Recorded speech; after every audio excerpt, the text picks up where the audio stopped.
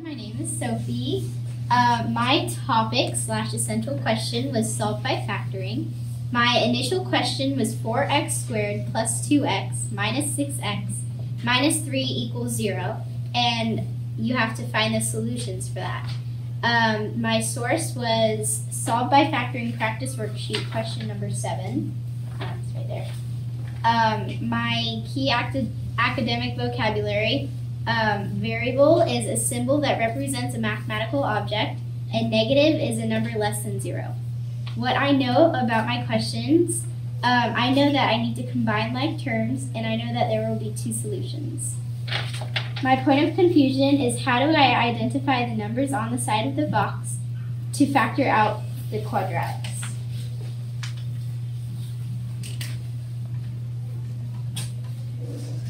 Okay, so my initial question is 4x squared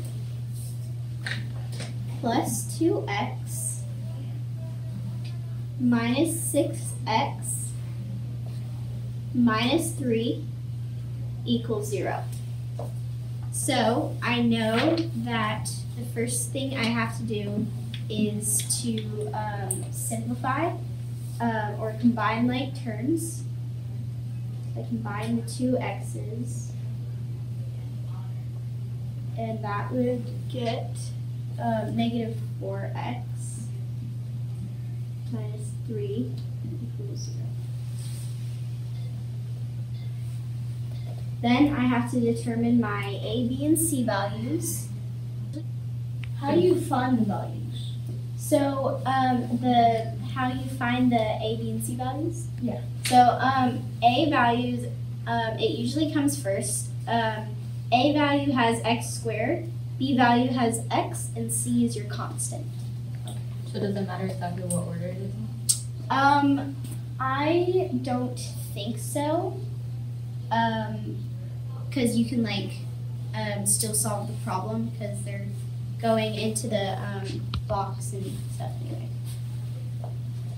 Next, you want to draw your box, and you want to put your A value in the top left corner, and your your C value in the bottom right corner. So our A value is 4x squared, and our C value is negative 3. Next, what you want to do is create this x right here, and you want to multiply your A and C value, which would be negative 12x squared, and you want to put your B value in this bottom part right here, so that would be negative 4. Next, you want to find the factors of negative 12 and create this factor tree, and you want to find all the factors of negative 12 and the ones that add up to be negative 4. Question, does the 12x, you have to square when you try to find the factors? No, that doesn't, the x squared doesn't matter when you're trying to find the factors that add up to 4. So 1 is 12. Sorry. 2 negative 6. 3 negative 4. And it doesn't matter which side the negative sign is on. I just put it on the right. So the 2 values that add up to be negative 4 is 2 and negative 6. So on this tree, or this x, you'd want to put the lesser value first. So it'd be negative 6x and then 2x. Next, you want to put your the lesser value in the bottom left-hand corner, and your greater value in the top right-hand corner. So this is the part where I kind of get stuck on. I don't know how to pull out the factors to like solve the equation. All right, so let's take a look at our class's levels of thinking and questioning worksheets and see if there's any questions that we can ask Sophie to get started on this problem. All right, so Are you going to, before you finish up your problem where you're stuck, are you going to set up your greatest common factor and your data sets? You mean like GCF and then the parentheses stuff? Yes. Well, I don't think you would need to because you don't have a greatest common factor in common with those. So if you do, then I would. Like if the question had a greatest common factor, then you'd write the solution like that. So Does it matter exactly if you add the 4x squared with the 2x or with the 6x? With the 4x squared, you can't combine x squared with x. That's why I only combined 2x and 6x because they have x and not x squared. I noticed something when you were doing the factor tree with the negative 12, that you were saying it doesn't matter which number has a negative. But then if you were to do like a negative 2 and a positive 6, wouldn't that make it like a positive 4 instead of the negative 4? Oh, yeah, that is true. Good point. Thank you for pointing that out. So, could you use any background knowledge to, like, from another unit from the past to solve this? I do know that we did do box methods in the past, and we had done multiplication, but I'm still kind of confused where it would come in at this point. Okay. Maybe if you start with your 4x squared and your 2x and negative 6x, I think maybe you could probably find like a similarity with the variable since both of them have an x in it. Because if you're trying to find like similarities between all the numbers in the boxes, it would probably be easier to start off by taking the variable first.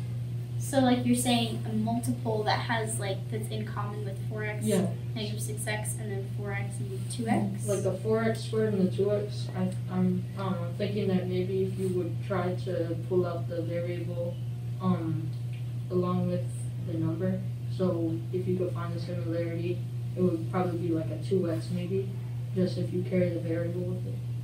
So you're saying like 2x would go either here or here? Mm-hmm. Okay. Like that? Yeah. So because that's what these two have in common? Mm-hmm. And both of them have 2 as their greatest common factor, both of them. Oh, okay. Does it matter exactly where you put the 2x? I'm still kind of like confused on this, but it depends. I think it depends like on the similarity. So if it was similar to 2, would it go on the 2 side, or if it was similar to the 4, would it go on the 4 side? I think that I've learned from the box method. We did the the left side, and then the top. So I think we just need to find those factors, but it kind of confuses me. I know where to put them, but I don't like, Joa kind of explained it, like what they have in common, but how do I make sure that they're all correct, like everything? How you would make sure is you would multiply the 2 like that align with them and see if it equals that. So like I have to find something that 2x times what equals 4x, but like also equals like negative 6x? Exactly. Oh, so 2x times, so you're saying like 4x squared divided by 2x, and that would be like the other, Yeah. oh.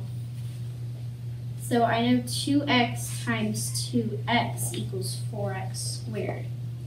It's like that's how you would pull out the factors. Exactly. Okay. I have a question. Since the 4x squared is positive but the negative 6x is negative, how do you know that you're not supposed to bring the negative sign with it, with the number at the top? Good question. I think that since only one of them is negative, it would be with the 4x, but it looks like it would be negative here because like these two are negative. So maybe something like negative times 4x and negative 6x, wouldn't that be a negative though, because if you multiply a negative and a positive, it's a negative. But then for -3 and -6x, if you multiply those, it'd be a positive. Yeah, so you're saying like it's a negative here?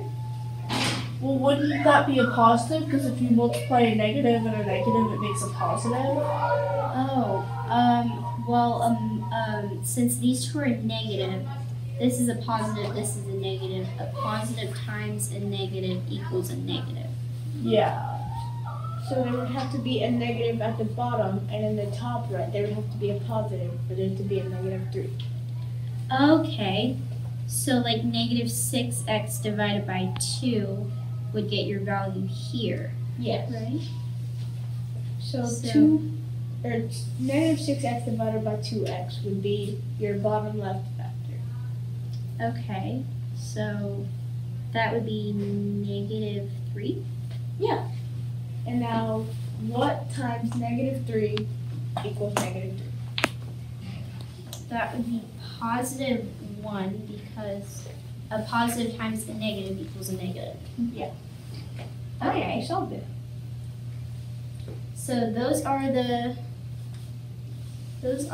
factors, but how do I get my solutions? Because I know it has to be an x equals in that form. So I know that I have to eliminate the constant with it. So would you just solve it like a normal equation? I'm guessing when you bring down the 2x plus 1 or 2x minus 3, I'm pretty sure you just solve it, but set it equal to 0.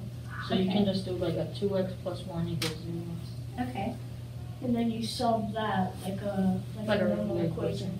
Okay. Should you write your data set like 2x plus 1 and 2x minus 3, and then you'll have your solution set after you figure out 2x plus 1 equals 0. After you set it to 0. So like x equals like down here. Like how you have before you set it to 0, how you have like 2x plus 1 in parentheses. Shouldn't you like write those out, and then you'll write out your solutions at the end? Okay. Like this. Yeah.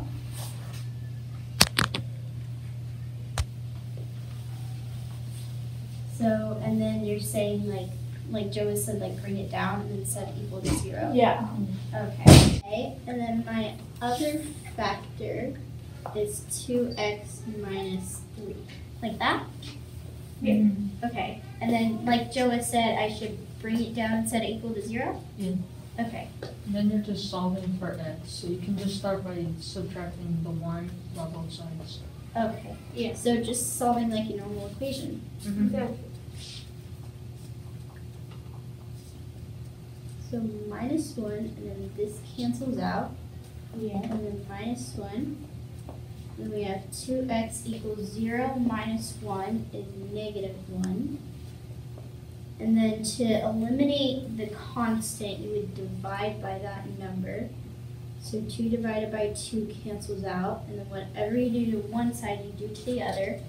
So -1 divided by 2 is x equals -1 over 2. Like that? Yeah. And then, like, do the same thing for the other one? Yeah, Yeah. the other one's the same thing.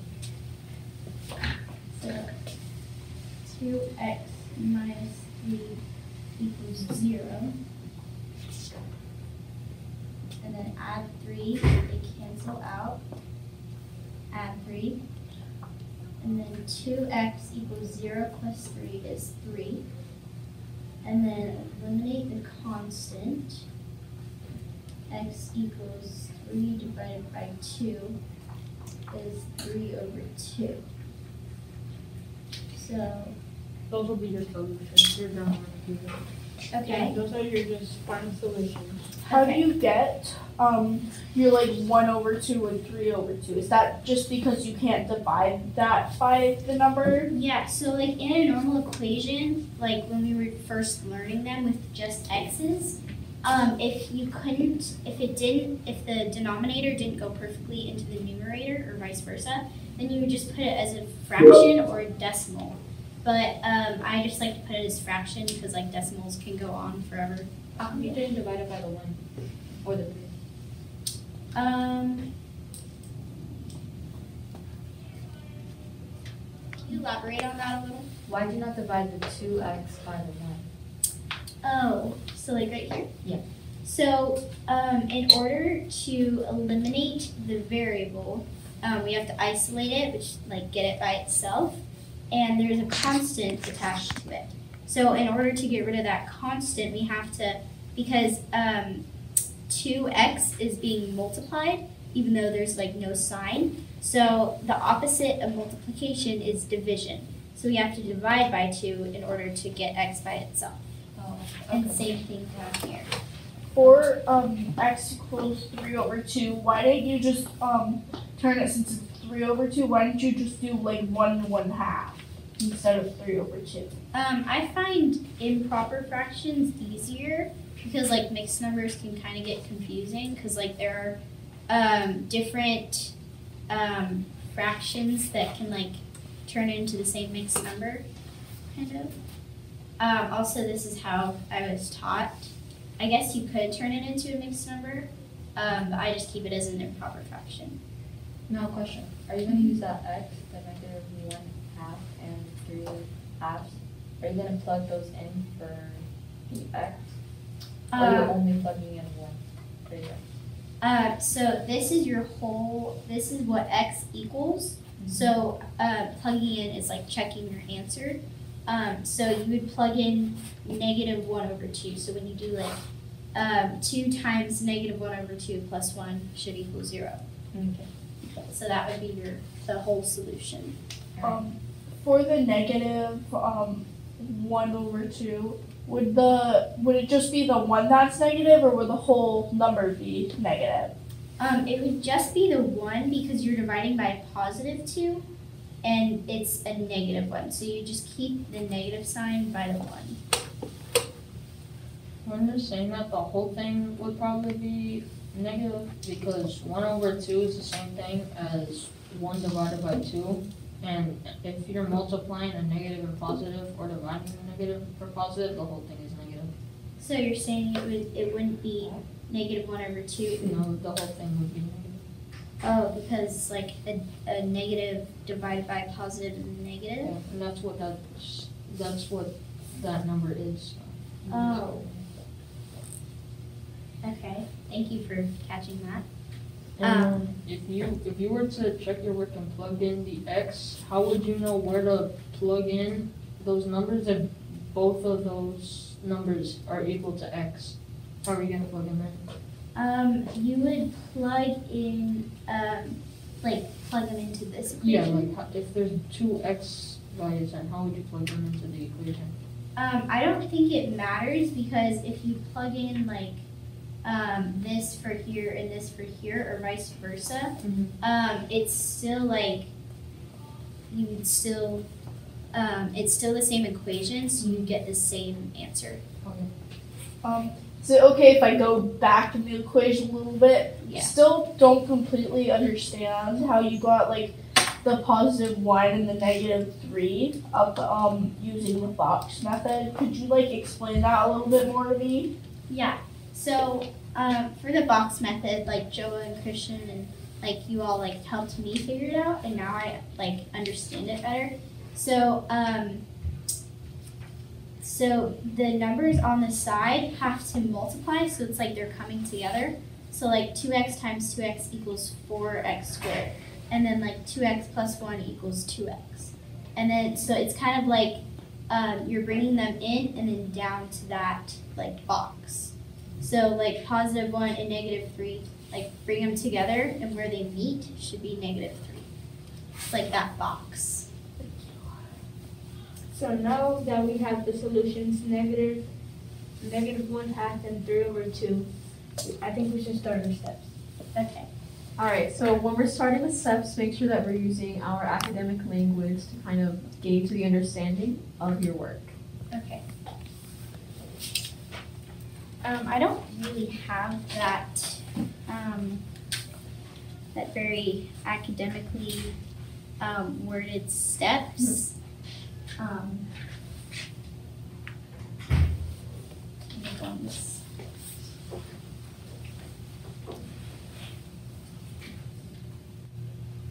Do you know if the box has a name? Not that I've learned. I just, since it's like the box method and it's a box, I just call it the box. But I don't think it has any special name. Yeah, I've always called it by just the box. So do you think you could kind of include in that step that you're gonna be using the box method? So it could be maybe like using the box method, create a box with the 4 sections. Okay. So like have the method that I'm using in my steps? Yeah. Okay. Yeah, because in the future, if you're going back over your notes that we're writing for you, then you will be able to see like in this step is where you began the box method. So you're not sitting there wondering which box is it that I'm using or why am I using the box. It'll be clear to you that it's because you're using the box method. Okay. Alright, so when you were talking to us about this giant X, was there something that you called it, or like is there a specific method that's associated with that part?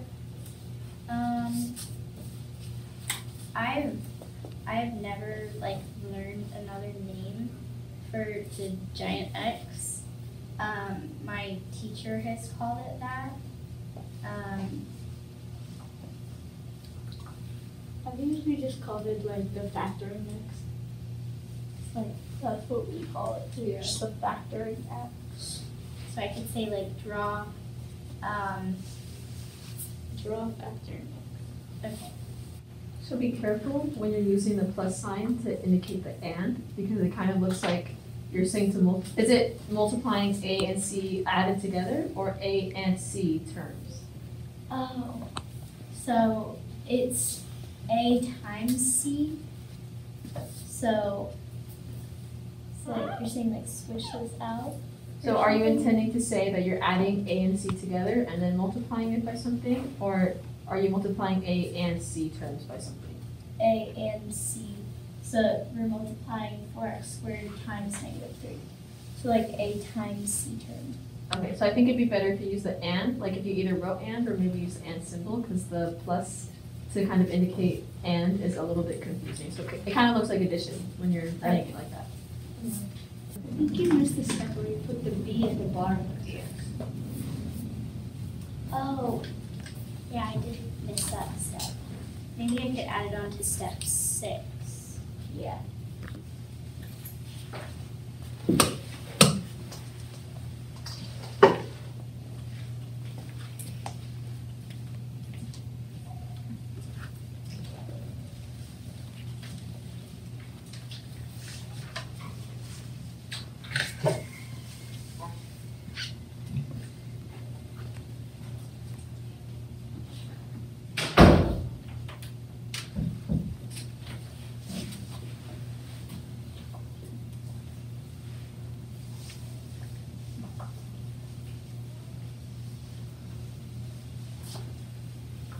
Do you mind me asking you which numbers?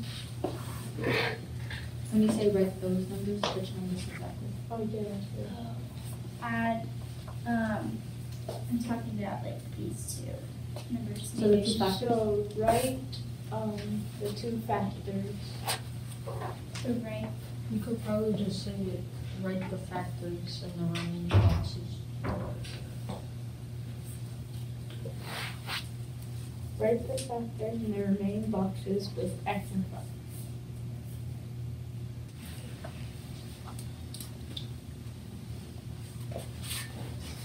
What are you, oh sorry, are you still writing that step? That was it on my paper, but I kind of wanted to add to it because like fill in box is kind of like general. Like, That's what I was gonna ask, like yeah. what are you filling the box in with? Fill in the box with what? So fill in the box with, I already said the factors. So fill in the box with, what could I say? Well, you could still say the factors, but you mentioned them being multiples, could that apply to this too?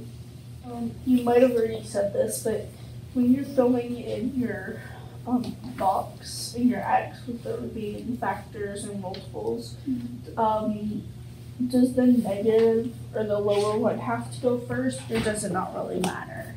I was taught that it doesn't really matter, but My teacher said it kind of matters, but it kind of doesn't.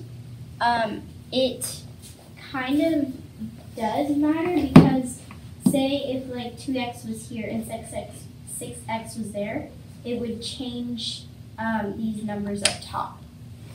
So I was taught that it goes in the lower one because it gives you the correct. Because it could matter because you still need your factors in -1, half, 3 over 2 order. But if you didn't need it in that order, it wouldn't matter. Is this the point where you stop, since this is where you confused with how you're gonna work with the variables in the box? Yeah, so I just had 9 steps on my paper, but now that I know, I can add the remaining steps. Okay, to summarize, if you ever have an equation that you need to solve by factoring, combine like terms if there are any, draw your box, your x, and your factor tree, write your a and c values, multiply them together to get here, get the value here, then write your b term, find out what multiples of your a and c term add up to equal your b term. That's very important. Write those two numbers in your x in your box, and then pull out the factors that the numbers have in common. Pull them down, set them equal to 0, and solve for x. All right, so in order to wrap up today's tutorial session, I will ask you guys to reflect on the question, what did I learn today during tutorials, and how did I learn it? I learned today that whenever you're solving and if you're dividing by a number that can be divided, you can just convert it into a fraction and it still equals the same value. Today I learned how to complete the box method, how to get the top, the perimeter, or the margin box numbers on the outside by taking your number when you go down. You have to find the factors to get there. Today I learned that the negative sign does matter on which side it is, especially when you're doing the factoring x. I learned that in every equation you have to combine like terms. All right, perfect. So now you guys can start writing your summaries on the bottom of your notes. So one of the sentence frames that you could use as an example is, the most important idea I got from our tutorial discussion was blank, and I will use it to blank.